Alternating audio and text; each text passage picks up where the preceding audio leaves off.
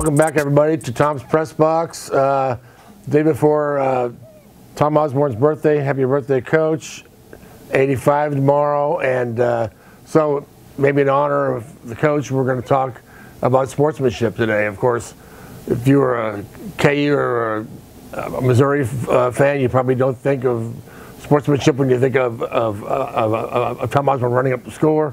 But you know, he was just handing the ball off. So anyway, the big news of the weekend was Michigan coach Juwan Howard throwing the punch in the handshake line, and so of course that is a no-no, and he's been suspended for regular season, and I think that's enough. I don't think he should have been fired, but he's had two of these things, and so maybe the next time it'll be a lot harsher. We'll see. Hopefully there isn't another next time. But it isn't the handshake's fault. People are trying to get rid of the handshake line. And I'm saying, don't get rid of sportsmanship. We need to save sport. We need to have more sportsmanship. In an era where our Twitter and our smartphones and people are attacking each other, and you know, we need more of being able to handle, you know, defeat, and you know, you're going to lose once in a while.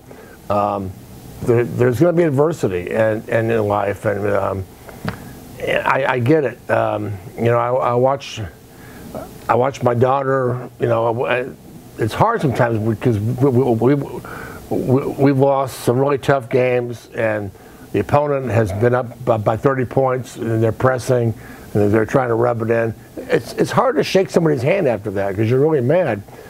Man, you need to. It's a reminder that it's just a game, and you know, be the bigger person. Yeah, you can try to rub my face in it, but I'm going to look you in the eye and shake your hand. And you know what? Maybe you didn't win like you thought you were, like you were trying to rub me into the dirt. Well, maybe you didn't do that. I got back up and I shook your hand. Well, I've heard so many suggestions the last day or so about getting rid of the handshake line. And, you know, somebody said, well, why don't we shake hands before the game so afterwards there's no incidents? Well, if you can only shake hands when you're not mad, why shake hands at all? I mean, it defeats the purpose of it if you can only shake hands when things are really nice. So I think you should be able to shake hands and before, after, whatever. And you know, I'm always amused by the reason why the coach gets mad, because the guy called timeout. You know, Greg Gardner, Wisconsin, called timeout with. He's trying to. You know, they're up 15. The game's almost over. But Michigan is still pressing. Well, why are you still pressing? Well, we're trying to win the game. Okay, whatever. Well, if you're trying to win the game, so is the other coach. He called timeout to avoid a 10-second call. So, you know, what's going on here? Well, you're not supposed to do this. You're not supposed to do that. Here's the thing I like about the unwritten rules of sports. Now, I've always said this about the unwritten rules of the sport of baseball. If the unwritten rules are so important, put them in writing.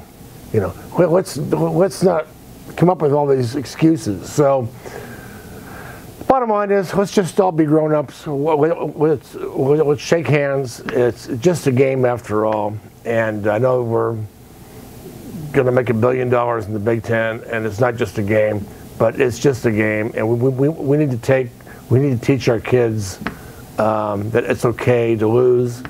And it's you know, it's okay to shake somebody's hand, and you know what, when you look them in the eye like they do in hockey, they say, I'm gonna get you next time. So now, along the lines of sportsmanship,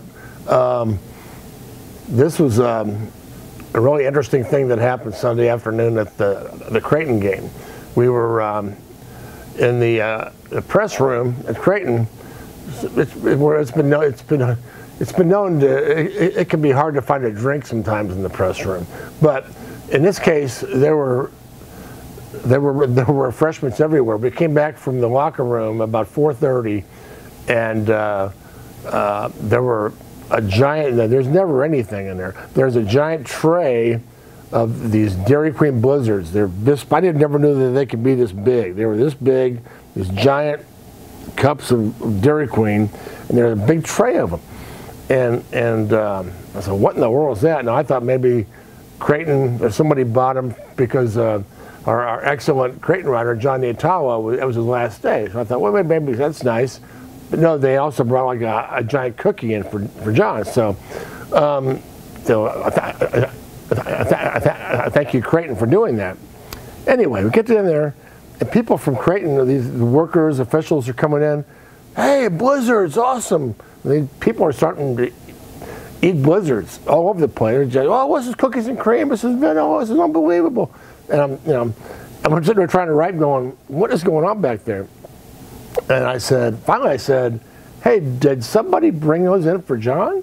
And the Marquette writer who's sitting down the row said, no, those were for the Marquette players, but when they lost the game, they didn't get their Blizzards, so they brought them down to the press row. So, it's pretty. Shock is he's kind of a tough nut, man. That's pretty harsh. So you lose to Creighton, you don't get your ice cream. So let that be a lesson to you too. Maybe it's hard to shake hands. Maybe if you don't shake hands, you shouldn't get your. I don't know. If the ice cream and the shaking hands somehow that goes together. Maybe if you shake hands, you should get ice cream. I don't know. That's how it works for me. Because we always we took our girls to play soccer and softball and all this stuff. We'd always go out for ice cream. So the lesson was, it's not about the game, it's about the ice cream. Well, in this case, I guess it was more about the game. So maybe there's a lesson in there too. But the people in the media who get fat or didn't need to get fatter, but everybody did. So it was a crazy Sunday in college basketball. And until next week, this is Tom in the press box signing off.